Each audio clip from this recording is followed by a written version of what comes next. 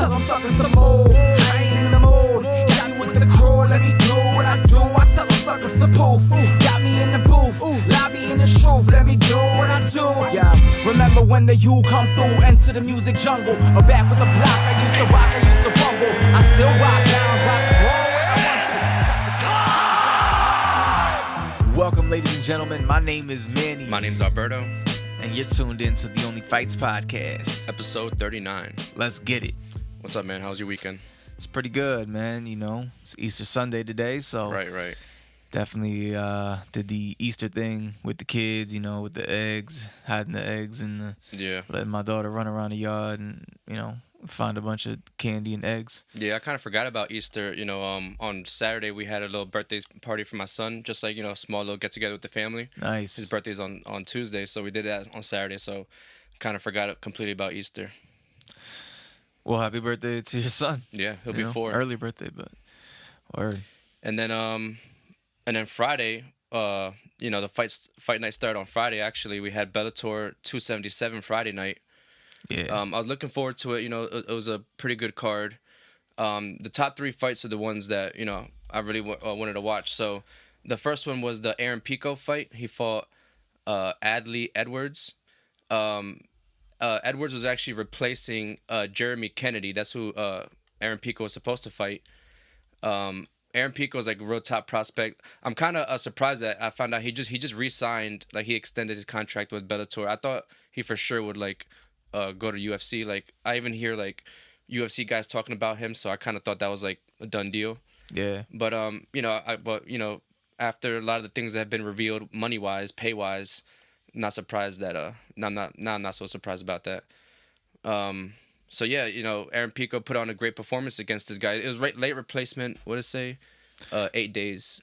Yeah, I think that was his first fight in Bellator. Who? Edwards. Yeah.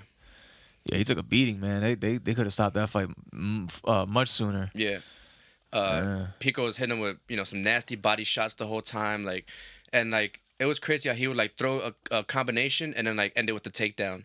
Yeah. Like he did that a lot, where he was like piecing him up and then taking him down, piecing him up, taking him down. Like it was crazy. Yeah. And then they stopped it in the third, right? Yeah, TKO via punches, with 55 seconds left in the third round. So really impressive performance by him. I think he's ranked like 3rd or 4th now in Bellator. Yeah. Catch weight 150. So I wonder what he fights at. Must be 145 or something. I think so. Yeah, because the Edwards guy couldn't make 145. So Right. Catch weight. Yeah. It reminds me of what's that? Which one? Matinho. Fighting this guy and getting his ass whipped for the whole fight, and then kind of just stopping it like with 10 seconds to go, whatever. Yeah, but no, he got his ass whooped. For sure. It's bad. And the co-main, it was a fight for the light heavyweight title. The champ, Vadim Nemkov, was defending against Corey Anderson, former UFC fighter. It was a pretty competitive fight. You know, it's hard to say who was winning. So that was scheduled for 5 rounds. And then in the 3rd round, there was an accidental clash of heads while Corey Anderson was on top of him. Hitting him with some pretty good ground and pound, like punches and elbows. And I think he threw one elbow and missed.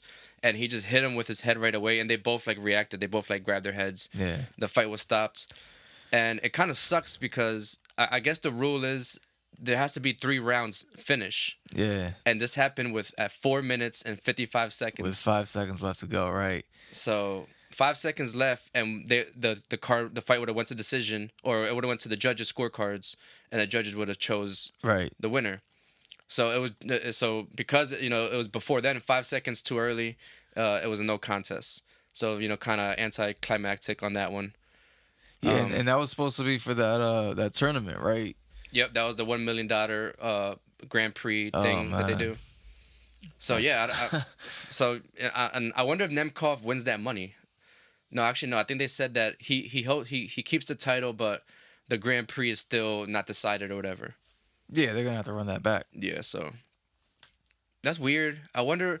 Yeah, I don't know. That was weird. I kind of wish they would just kept going, but you could see Nemkov had a huge thing on his eye. Like it was like right above his eye. It was bad. Yeah, it was pretty bad. It just sucks that, you know, it happened when it happened, because 5 more seconds and could have got a decision. Could have got a victor. Yeah, for sure. So that sucks. 5 seconds left. That's crazy. And then the main event was the rematch of Patricio Pitbull versus Aj Mckee. Aj Mckee previously beat Pitbull. Patricio Pitbull is like, pretty much like well known as like probably the best Bellator fighter. Like he's had his whole career in Bellator. He's double champ. I think he's avenged all his losses. I was just about to say he's like coming into this fight. I think he was like 5 or 6-0 in rematches. Yeah, I think 5. So this was the 6th one, and he's so he's avenged all his losses in Bellator. He had a great career. He's pretty much, like I said, well known as like the greatest Bellator fighter pretty much ever. And so I think that's has a little bit to do of the decision. You know what I mean? That was a little controversial. So it was a really competitive fight. The first round, the way I did it, pretty much went back and forth. I think Patricio won the first round. I think Aj Mckee. No, actually not. It was the other way around. Aj Mckee won the first round, and then Patricio won the second round. I would say just because he had that one submission attempt. He had a guillotine choke that he had in pretty tight, and he had him for a while. And it looked like he almost had Mckee there for a second, and he just did a good job of getting out of it eventually. And I would give Patricio the round for that one because he had him in real danger. And then the third round, Mckee had the takedowns. So he had the takedowns in the third round. I think that, but he didn't do much. He didn't really do much with the takedowns, I don't think. Right. I mean, I think Patricio did a good job of staying active and scrambling and trying to get up the whole time. He wasn't really stuck in any like dominant position, but Mckee was pretty much taking him down almost at will. Yeah. So I think he takes the third round, and then Pitbull hurts Mckee. Well, I think that's pretty much the deciding factor. He hurts him in the fourth round. He kind of stumbles him, isn't able to finish him, but I think that's what gives him that round. And then the fifth round, so going into the fifth, I think it's 2-2, pretty clear 2-2. And then the fifth round, I think, is a deciding factor. I think that it can kind of go either way. So that's why I don't think it's as much of a robbery as people think. Patricio Pitbull gets the decision win. It was unanimous too, so I think that's what was kind of surprising. Maybe especially I didn't watch the fight. That's the only fight on that card that I didn't watch coincidentally. But I'm looking at that one scorecard, 49-46. Yeah, that's kind of crazy. That's kind of crazy. I don't know about that one. But like I said, overall, just because he won by decision, I don't think it was that crazy. That that scorecard is pretty wild. Aj Mckee looked completely shocked, like he couldn't believe it.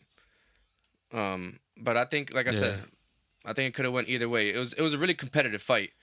I'm looking for the numbers. Neither guy seemed too tired. I know Mckee had at least 5-6 takedowns.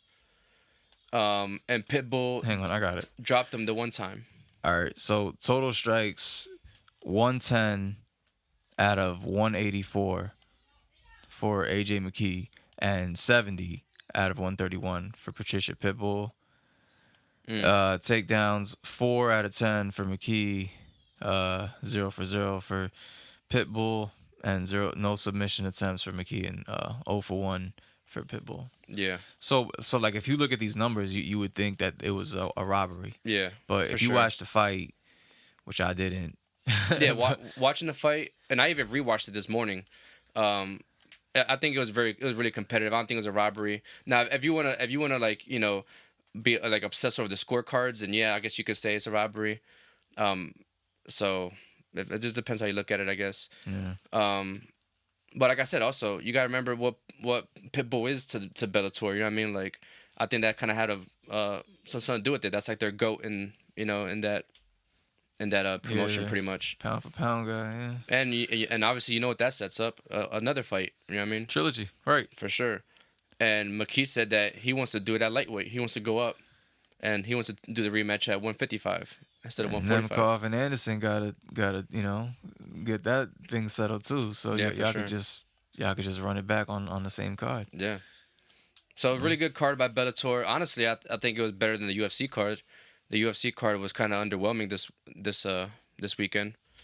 It's all right. They're gonna have one from time to time. Yeah, at least we the way I look at it, at least it was plenty of MMA and plenty of boxing this weekend. Yeah. You know what I mean? So And that's smart that they picked a good day to have not their best card. yeah. You know, because there was certainly some good boxing on which we'll get into. But Yeah.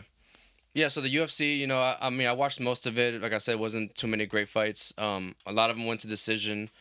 Not really any fighters that I know. The only ones that I really recognized was a welterweight bout that was pretty good. Miguel Baeza, Puerto Rican fighter, took on Andre Fialho. This was a really good fight. It was not very long. And then in the first round, Baeza was actually looking sharper, was moving really well, and was catching Fialho pretty good. I think he actually might have stumbled him once or twice, and then late in the round, Fialho hits him with a big left, and stuns him right away. You could tell his legs kind of go straight and go stiff, but he's still up, and he follows it up with another big hook, and he just goes flying against the cage, and he jumps on him, hits him a couple more times on the ground, and the fight is stopped.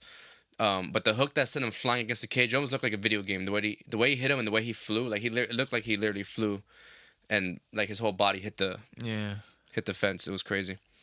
That was a welterweight fight, and then the main event was also a welterweight. Some top welterweights fighting. Vicente Lucay versus Belal Muhammad. This is actually the second time they fight. The first time, Lucay knocked him out, I believe, in the first round. And it was pretty quick. I was surprised they made this rematch. Belal has gotten a lot better. He's beaten. I think his last fight he beat Wonder Boy, and he pretty much just put on a wrestling clinic. Was able to take him down, and hold him down and beat him up. And Wonder Boy's pretty hard to take down. So he looked really good in that fight. He had that fight with Leon Edwards that ended like an eye poke, and that never happened. That was supposed to be like his big fight. So he's had some bad luck as well. Vicente Lucay, this guy's just super entertaining. He's been around for a while now. He's got a good amount of losses. He got 8 losses, but he's fought a lot of people, and he's always really fun to watch. He puts himself in danger to to try hurt people. So I was excited for this one, and I thought Lucay would knock him out again, honestly, because he got a lot of power. But Muhammad had a really good game plan, and he executed it perfectly. He looked really good, man. He was moving a lot, like pretty much just moving back and forth the whole time, and a lot of people would say that he was running, probably like the way he was moving, he's pretty much going side to side over and over again, and he was throwing some punches in between, and then just going for takedowns. You know what I mean? And he got a lot of big takedowns. I was surprised like how he made some of these takedowns look like. There's a couple where he just looked like he like football tackled him, like just speared him and just kept taking him down. It was crazy. And on the feet, just like he kept moving, so he wasn't, Lucay couldn't get a hold of him, couldn't really hit him. And Muhammad, like whenever he would strike, it was kind of like, he would just kind of stop and throw a combination, and he was actually landing. How did the audience react to that? Not. I mean, luckily they were in the Apex, so there wasn't a very big crowd. It's really just like their teams, and right. And now that COVID's kind of over. Like they do allow more people in the Apex, but it's not like a public audience. It's all like they each had their own big cheering sections and shit. Yeah, because that probably wouldn't have entertained a real UFC audience. That definitely would have got booed. Fighting that conservatively. And I'm sure that's the reason why, and that's pretty smart though, right? Like have a fight like this in the Apex, because if you have it somewhere else, they're gonna get booed. And I think that's why they did it on purpose, because they have been on the road with the last couple fight nights. They obviously during COVID, all of them were at the Apex, but they have been going back on the road now, with even the fight nights. So I think that was kind of a, why they did it. Nice. But I thought it was obviously I thought it was entertaining. I liked it. It was really impressive. Like I said, the way he did it to Vicente Lucay for 5 rounds. I think Lucay did connect like maybe in the second or third round, and he does hurt. He hurts Belal, but Belal's able to get the takedown and kind of recover. And man, it was just really surprising like what he was able to do to Lucay. He just kind of was able to stop everything, and he couldn't do anything. Even the leg kicks, Belal avoided all the leg kicks, just moving side to side, bouncing around. I don't think he ever had him in any big trouble on the ground. Lucay's Brazilian. He's also good at jiu-jitsu, so I don't think he was ever in any real trouble. But he was taking him down and holding him for a while.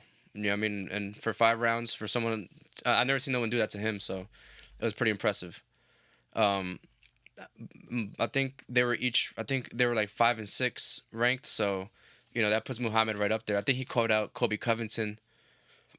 I don't think he gets that fight. It's gonna be hard. That's the thing that sucks, man. It's like if you're not entertaining, like they're not gonna give you a big fight. Like as much as you deserve it, like.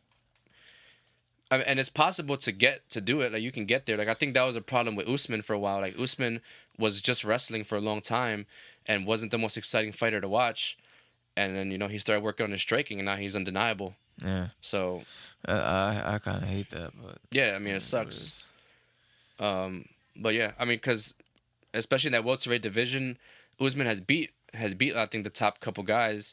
Lucay's I think is one that they wanted to put up there, but he keeps losing. So Muhammad kind of deserves it, really. I think him and Leon Edwards are the 2 next ones. I think Edwards got the next one already locked in. That's gonna happen this summer, I believe.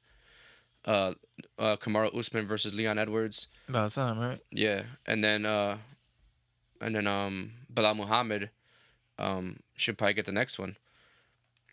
So yeah, we'll see what happens. That was pretty much it for the UFC on Saturday night. Cool. I know we had a lot of boxing too. Still haven't watched it, but I'll catch up on it with my ESPN Plus. Yeah. Nah, man. Yeah. Well, we had first we had we had a lot of boxing. First we had some Dazn. We had over in the UK, Conor Benn, son of Nigel Benn, taking on Chris Van Heerdan, and pretty good card, man. You had Alicia Baumgardner on that, and she dominated Edith Matisse. She was strong, fast, slick. She has some moments of Roy Jones, with the, a duck in her head with her hands low and all that stuff. Nice. She did take some punches in the process, like throughout the fight, being, a little defensively irresponsible. But for the most part, completely dominated this chick and, hurt her many times. Another prime example of, anybody advocating for the, 3-minute rounds for women's boxing, because if she had the extra minutes in those rounds, I'm sure she would have got the stoppage. Just a dominant performance from Alicia Baumgardner, and that's the girl that Michaela Mayer was calling out last week. So that would be a great fight. I'm sure that they could make that happen. The women's boxing, the divisions aren't as deep, so that makes it easier to make the fights. That's true. That we want to see, because there's not as much other choices. And that's a lighter weight, right? Yeah, they're like around the same weight class as Katie Taylor and Serrano. Oh, okay. Yeah, closer to that. So dominant performance from Alicia Baumgardner. Nice. I was very impressed. And then moving on to the son of Ricky Hatton, Campbell Hatton, making his sixth pro bout. I forget. Mm-hmm.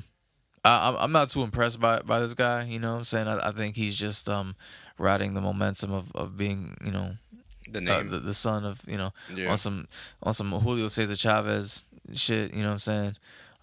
Not saying that Ricky Hatton is Julio Cesar Chavez. He might be to the people out there, but certainly not in boxing. But I'm just not crazy about Campbell Hatton quite yet. To me, this was another unimpressive win. Against a now 3-10 journeyman, Ezekiel Gregoris, and the fight was just far too competitive. I mean, like I said, the guy is he was 3-9. And he's never been knocked out, but he was catching Hatton. I mean, he was actually landing a lot of overhand rights, and I know he's young and he still has a lot of work to do, but he still has a lot of work to do, man. Yeah. Like, this kid, he can't fight anybody with a lot of power, man, because he leaves himself open too much, and he moves around too lot. He uses too much energy, I think. Yeah. You know what I'm saying? Like, he's just jumping around and doing far too much. Yeah, I don't know, man. For somebody with Ricky Hatton-esque father. Yeah. That's You know what I'm crazy. saying? Trainer. Yeah, man. I think. He trains him too. I think these are things that he needs to be, better at, For sure. even at his level. But maybe I'm being hard on the kid. He got the victory. That's all that matters, right? Yeah, I guess. Nah, but I mean, it was a fun fight, but it shouldn't have been, right? Like, it should have been far more one-sided than it was, Yeah. But for anyways, moving on to the co-main, another pretty exciting fight. It was a rematch between Chris Smith and Tommy McCarthy. And Smith dominated almost the first half. McCarthy started to come alive after a few rounds. Started to get a lot of back and forth action. I mean, I still think that Smith was winning most of the rounds, but McCarthy was catching him with a lot of counters, specifically like the right hook. But in the eighth, Smith manages to get McCarthy up against the ropes and drops him, and he can't beat the count. It was a pretty bad knockdown, and he couldn't beat the count, and it was a 8th round knockout for Chris Smith. And Nice. then we move on to the main event, where we have Conor Benn obliterating Chris Van Heerdan. I mean, he beat this guy up, man. He took a couple shots in the process in the first round. Looked like he was going to get him out of there in that first round.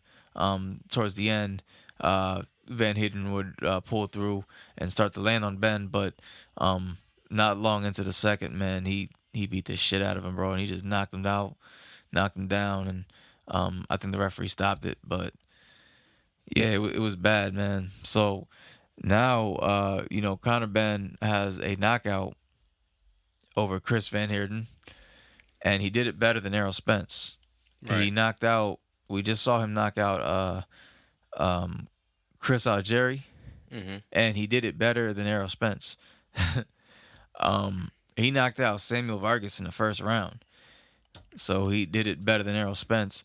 And he's calling out Kell Brook, another opponent, former opponent of Errol Spence. Yep. And I'm saying all that to say, like, I think he's trying to send a message here. I think, Yeah. Oh, by the way, he fought on the same day as Errol Spence.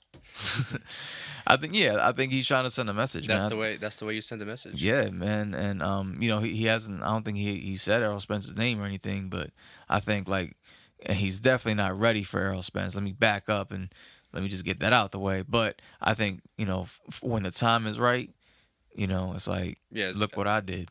It's good to You know see what I that. Then these people that just want to call out fighters like without taking certain fights or something. This guy just seems to be like taking all the fights that he has to take to. And it's funny. After the fight, they put Amir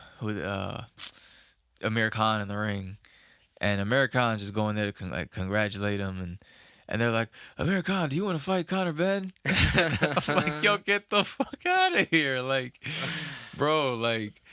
The referee will be like, all right, gentlemen, touch gloves. Yeah. Knockout.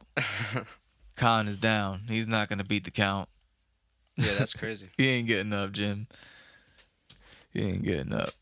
Nah, but that was the DAZN card. It was pretty good. Pretty good card.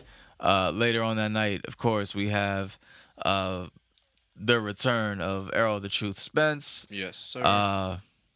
Man, I was really excited for this one.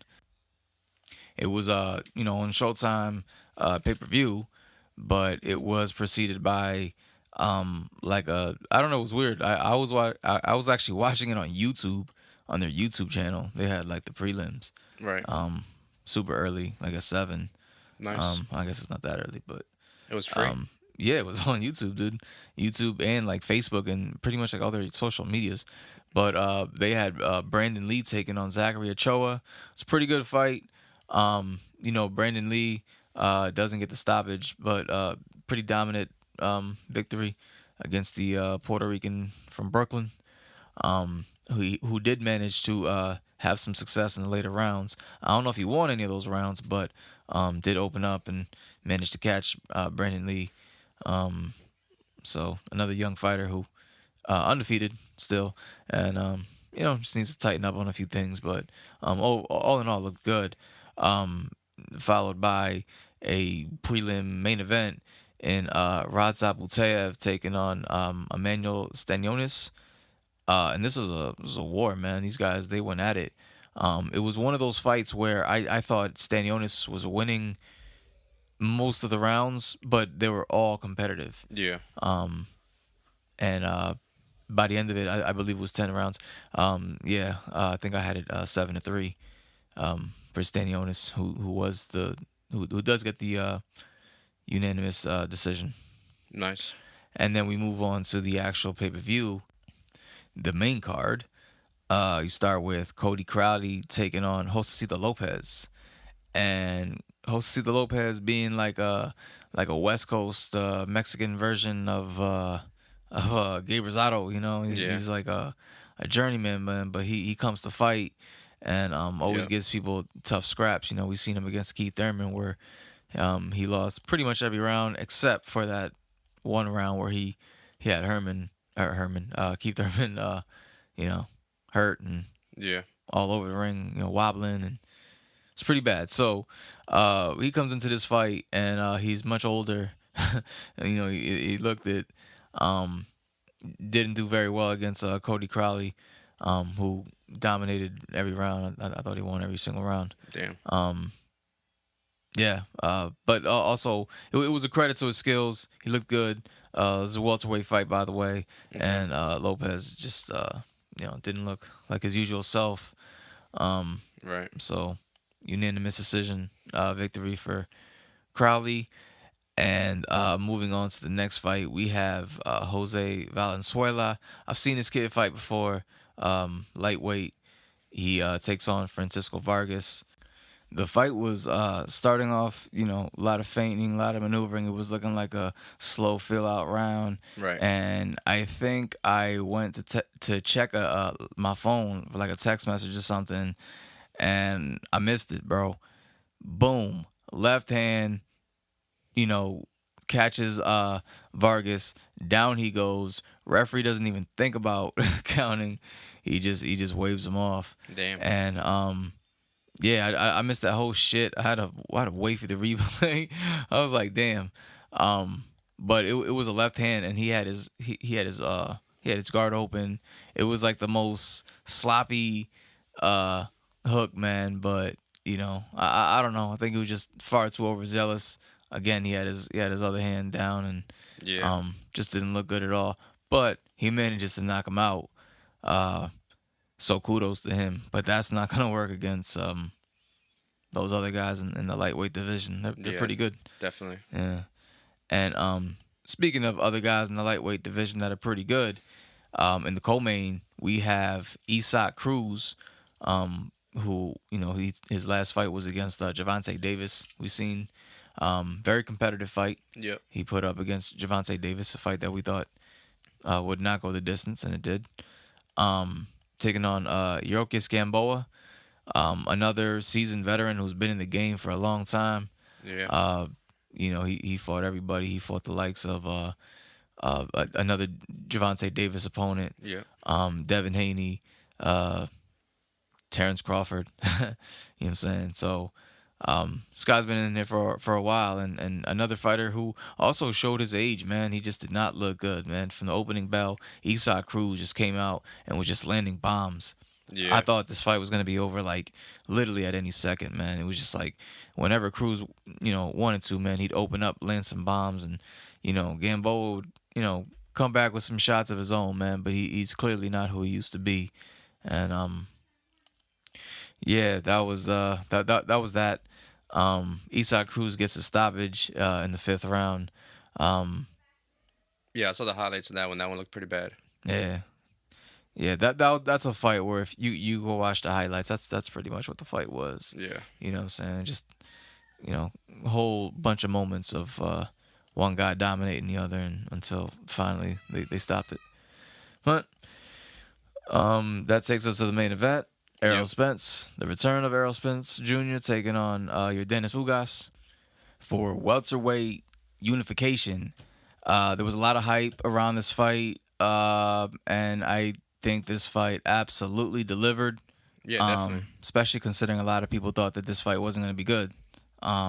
This whole card has been good so far, and the main event, just great. It was a great fight. I just said that the Fandora and Leuven fight could have been fight of the year, but I think this was a far better fight. So Errol Spence comes out opening round, and he does not look like somebody who's been out of the ring for as long as he's been out of the ring and suffering the accidents and injuries that he's been suffering from, man. Right. He was in his bag, man. He was looking like Errol Spence. Yeah. The old Errol Spence, that was hungry and didn't have the titles and all that extra stuff. Yeah, wanted to prove something. And Ugas looked like Ugas. He was picking his shots, and I think like by the third round he was really starting to make things competitive. And really from the third round, man, a lot of these rounds were, a lot of back and forth action. Do think that Spence was winning them, but that doesn't really matter, because in the sixth round, Spence got hurt, man. Yeah. It was like the first time I really seen Spence hurt like that. He gets wobbled by an overhand right or left, I'm sorry, and Mouthpiece comes out. It was before that, but he keeps fighting. It's just crazy. Like what I'm trying to say is like he'll get hurt and he'll just snap out of it and get right back into fighting mode. Yeah. So he does that, and then yes, like you said, he gets hit with a right, and the mouthpiece comes out, and it does look like the ref was Lawrence Cole, by the way. So if you know who Lawrence Cole is, I know you just got like some fuck shit's about to happen. Yeah, man, I can't stand that dude. He's the one. I'm not even gonna get into all his shenanigans, but he's a terrible referee. Put it that way. And boxing in Texas can be very controversial for those that don't know. So, anyways, and this fight was in the Dallas Cowboys Stadium, AT&T Stadium, which is in Texas, and so that's that. Spence gets his mouthpiece knocked out. And it does look like the ref is gonna break the action. It does look like he's about to step in, and so Spence just immediately starts to walk to get his mouthpiece. Yeah, he looks down at it, and then the referee backs off, and so the fight's allowed to continue, and rightfully so. Ugas takes advantage of that, and he catches Spence with another 1-2, which almost drops Spence. He's wiggling his arms and trying to keep his balance, and the ropes keep him up. Yep. So that should have been a knockdown. Another more malfeasance by that shitty referee. And another thing is, if he would have called the knockdown like he should have, that would have been the perfect time to pick the mouthpiece up and do what he had to do. Right. But he didn't call it a knockdown. He lets the fight continue, and Ugas is on the prowl. He's on the attack. Got him hurt. And he has him up against the ropes, I think. Or I'm sorry, up against the corner.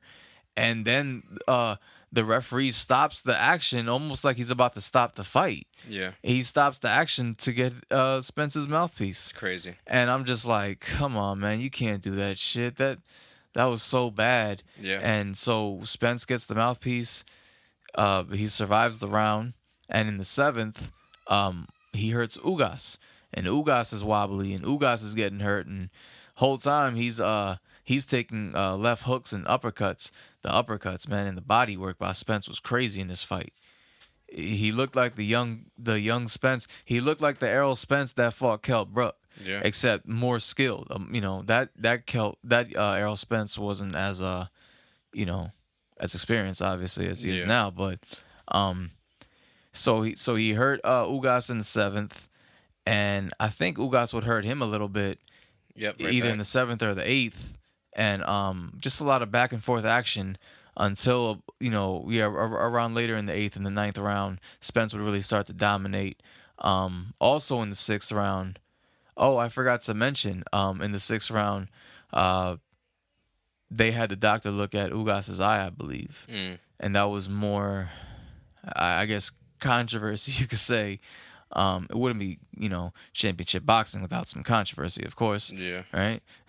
Right. But I think he broke the action to get the doctor to look at Ugas's eye because it was starting to close up around the 6th. Yeah. And 8th, 9th round, very dominant rounds for Errol Spence.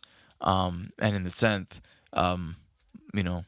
more damage, and Lawrence Cole would have the doctor look at the eye of Ugas and say that he can't continue, which prompts him to stop the fight and declaring Errol Spence the winner. And Errol Spence is now unified.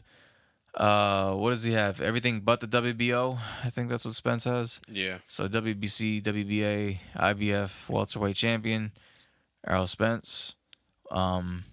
Yeah, hell of a fight. Hell of a fight, hell of a performance, hell of a comeback. And this just absolutely sets up the fight that we've all been waiting for. Now, I know a lot of people love to talk shit about boxing and how the best never fight the best, and they use the Bud versus Spence as an example. They talk about how Manny Pacquiao and Floyd made us wait, 40 years till we got to watch them fight. But this fight has just been marinating, you know what I'm saying? And now it's the perfect time for it. Yeah. It's kind of like when Tom Brady, if y'all watch NFL, American football, when Tom Brady played in the Super Bowl against what's that guy, Patrick Mahomes? Yep. And they made it such a big thing, like the GOAT, the OG GOAT versus the young, GOAT. And they played each other before in the playoffs a couple times, I think. Yeah. You know what I'm saying? But like it was never in the season and in regular season games, right? And it was never as big of a deal. Yeah. But until they played in the Super Bowl, and obviously that couldn't happen until Tom Brady went to another team in the NFC. But that's when it became a big thing. So if these guys would have fought before, see, now this is going to be for undisputed. This is going to be for the undisputed welterweight championship. 2 guys undefeated in their primes, because you're still in your prime in your 30s. For sure. You know what I'm saying? Especially when you didn't take that much damage and you're undefeated like that. This is what we needed. You know what I'm saying? If these guys would have fought a couple years ago, somebody else would have still had that belt. Like, if we would have had Bud versus Spence, and the winner coming out of that fight would have had to fight either Danny Garcia or Sean Porter for undisputed. That's not as as big or as appealing. Yep. So this is when boxing works. Yep. You know what I'm saying? This is the way it should happen. Obviously, this whole thing could have been blown up with Ugas winning the fight, but at the same time, if Ugas could have, I said that in the one episode, if Ugas could have beaten Errol Spence, then that's who I want to see fight Bud. For sure. You know what I'm saying? Clearly that didn't happen. So Errol Spence calls out Bud in the post fight. Even his energy, man, was just so different because it always seemed like Errol Spence didn't want to fight Bud. That's what it never seemed like Bud didn't want to fight Spence. It always, Errol Spence would be the one saying about other side of the street and, on my side and 80-20 split and I'm the big fish and, all that stuff. And when Jim Gray was like, oh, we posted on the page, man. But when he said, what's next? And he said, who I want? Terrence Crawford. Yeah. He said, what'd he say? He said, I'm going to take your fucking belts. Or I forget what he said. Yeah. But it was, I loved it, man. I love the energy. And I can't wait. There is no reason for that fight not to get made. Yeah. Crawford is unsigned. He's a free agent. He could sign a 2-fight. I think he's going to sign a 2-fight deal with the PBC or a 3-fight. I'm sorry, and fight one of them. He might take a little tune-up, little tune-up. Yeah. And then have 2 fights with Spence, maybe even 3 if depending who wins. Yeah. Yeah.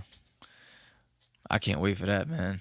I don't even know who wins, man. I've always said Bud, but I've been saying that since the Yeah. The Errol Spence hanging out with Adrian Broner and being drunk and those days, I don't know about this Spence. I don't know. Yeah, I thought Ugas was gonna be a tougher fight for Spence, honestly.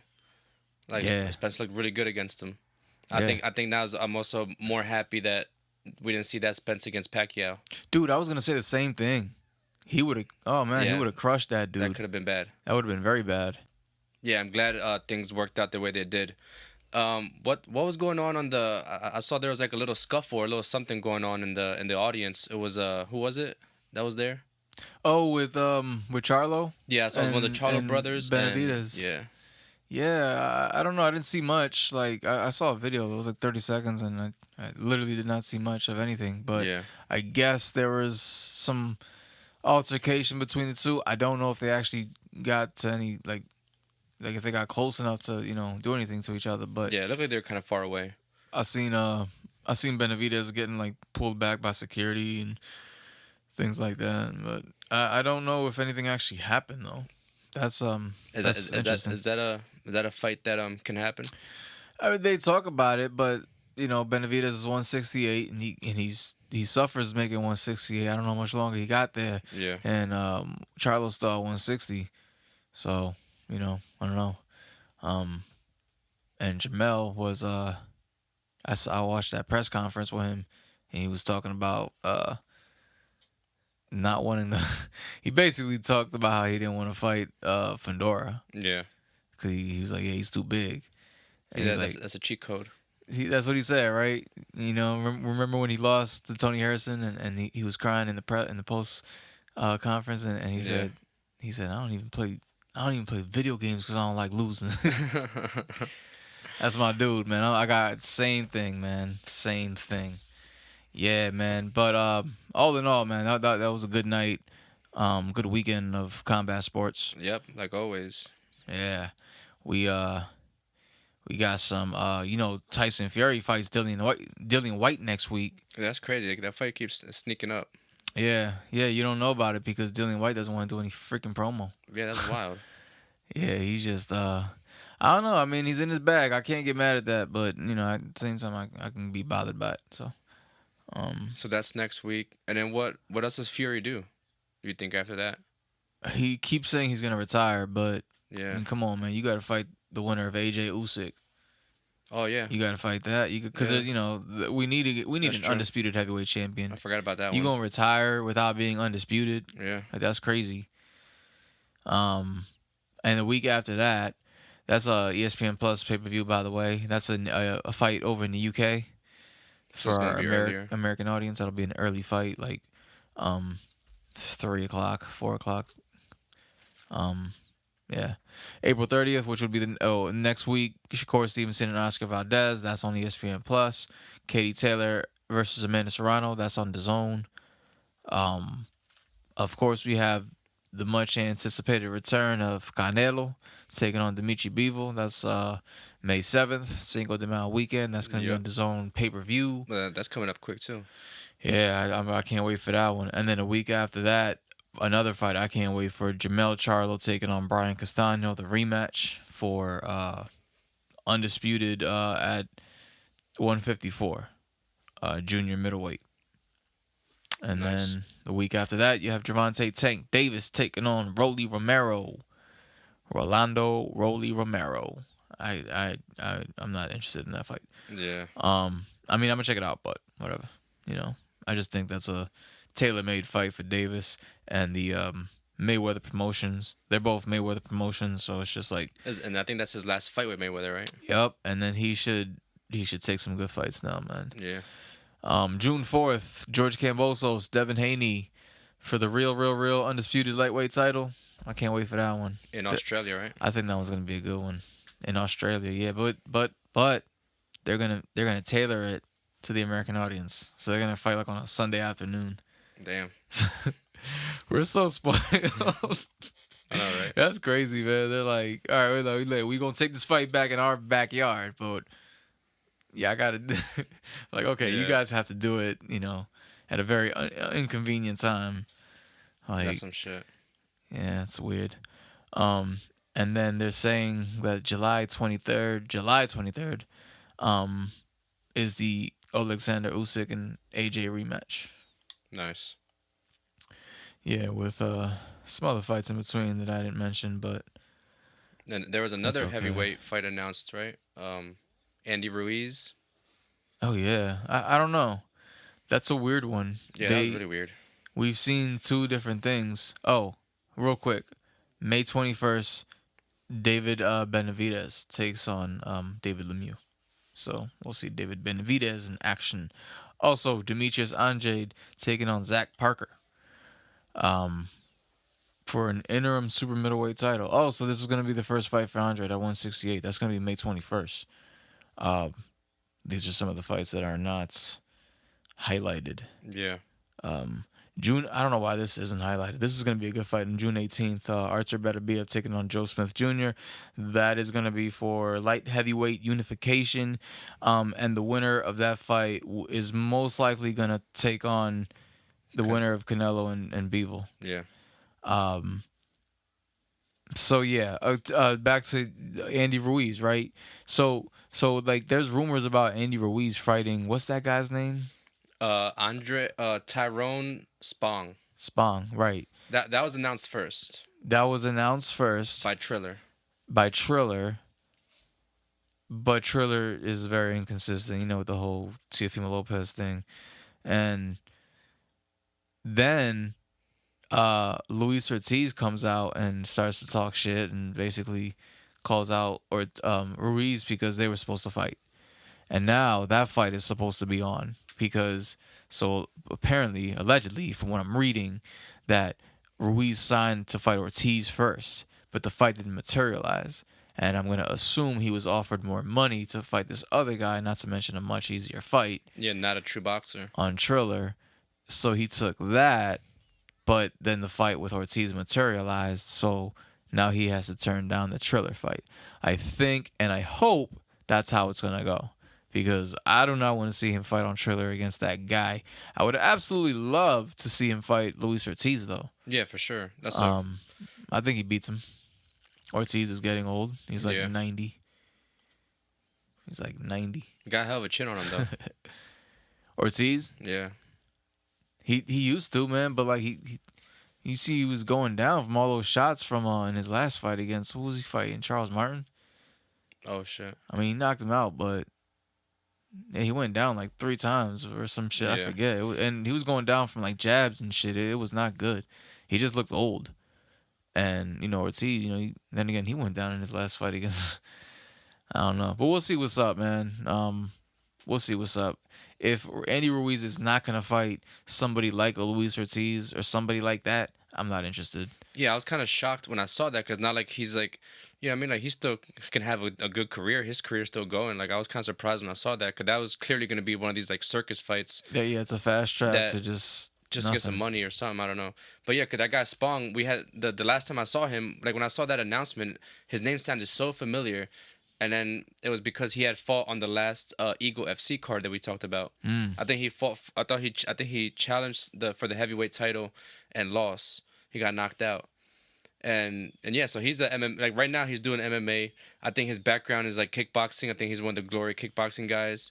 So that wouldn't have been like a real boxing fight. I don't think. You know what I mean? Yeah, or it would have been, but it just would have been a one-sided beatdown. Yeah. And with Triller, we don't know what the hell. They could have been fighting in a triangle or some shit. Pizza ring. Oh, I don't have Ortiz fighting the pizza ring, man. But yeah. And then for UFC, next week, we got a couple fight nights coming up. So the one next week is Amanda Lemos taking on Jessica Andrade on the 23rd. The 30th, I'm really excited for this one. Rob Font versus Chito Vera. Really excited for that one. The winner probably is going to be one fight away from a title shot. In the bantamweight division. And then a week after that, 3 weeks, I think 3 weeks from now, we got UFC 274, Charles Oliveira versus Justin Gaichi, and Rose Namajunas versus Carla Esparza. Also, some really good fights on that card, man. Tony Ferguson versus Michael Chandler. Cowboy Cerrone is taking on Joe Lauzon. There's, 2 UFC veterans going at it. That should be a good fight. And then also, these are super veterans going at it. I'm surprised both these guys still fighting. light heavyweight fighters, Mauricio Shogun Hua taking on Vince St. Preux. These guys have been around forever. That should be an interesting fight. Oh shit! And then the Alexander Radic and Jan Blachowicz is the week after that. On May 14th. There's a lot of fights. No shortage of fights coming up. That's a fact. Never. But yeah, I think that's all I got. Oh, you saw Triple C announced right after the Volkanovski fight. I don't think I mentioned it last week, did I? Triple C said he officially jumped back in the USADA testing pool, so he wants that fight with Volkanovski, and I think that'd be a really, really good fight, man. You can't doubt. Triple C can be as cringy as he wants, but you can't doubt that motherfucker's talent. Yeah, no, I mean, it's funny. I was saying that, like, the motherfucker can fight, bro. Like, he a weirdo, but he can fight. That's what made me like him. You know what I mean? Because I'm not so with all that shit. But you know what? He does it. He has a good balance of it, where he does like the cringy shit, the character shit. It's almost clear that it's a character with him. Yeah. Because then he also has his moments where he's talking real and he's talking serious, and he's a smart, likable guy. Right. You know what I mean? Right, when he's like that, right? Yeah. So I think he does a good balance of it, where it's still like it's cringy, it's funny, and like you see him laugh at himself a lot too. So that's always cool to see. But yeah, man, I would love to see that fight. I really think Henry Cejudo. I mean, I understand. He wanted more money, and the small guys in MMA don't really, especially UFC, don't get a whole lot of money. Yeah. And he made his name, but I really think he should have waited a couple more fights, because I mean, I guess he already knew, and that's why he retired, that he wasn't gonna get that money. But man, I think he really kind of could have. I think he could have got even higher. You know what I mean? Like coming off huge wins like that. Being double champ, and now if he wins this one, he'll be the first fighter to be a champion in three divisions. That would be pretty crazy. Yeah. And yeah, Volkanovski, and obviously that's credit to Volkanovski. That I think Cejudo saw Volkanovski's performance and was like, I want to fight that guy. Like that motherfucker looked good. So yeah, I'm excited for that one too. But I think that's all I got. Yeah, I mean, I'm sure there's some boxing rumors floating around that I could pick at, but I don't feel like doing that. You know what I'm saying? Covered everything I wanted to cover. Yeah. Great performance by Conor Benn. Great performance by Errol Spence. For sure. Patricio Pitbull reclaiming his title. Yep. And yeah, good weekend, man. So we want to thank you guys for tuning in. Until next week, once again, my name is Manny. My name's Alberto. This is the OnlyFights Podcast, and we out. Peace. Peace.